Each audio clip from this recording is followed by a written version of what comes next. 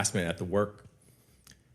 Mr. Secretary, if I were in the courtroom trying to prove that you discriminate against our military heroes, I wouldn't have to look very far or very hard.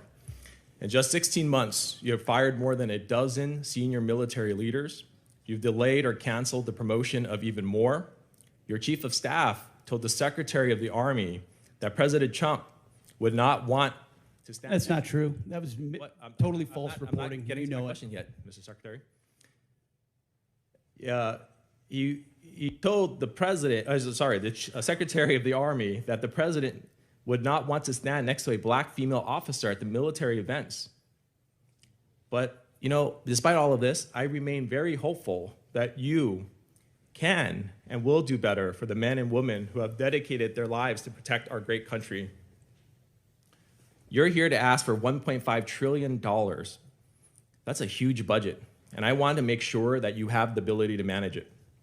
Secretary Hegseth, you would agree with me when I say that we want the most qualified people in every position of our military, correct?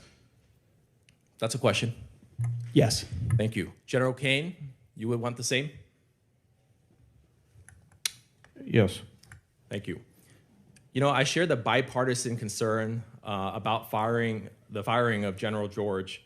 And what I and the American people want to know from you is, did you ask the president for his permission before you fired General George, Secretary Hegseth?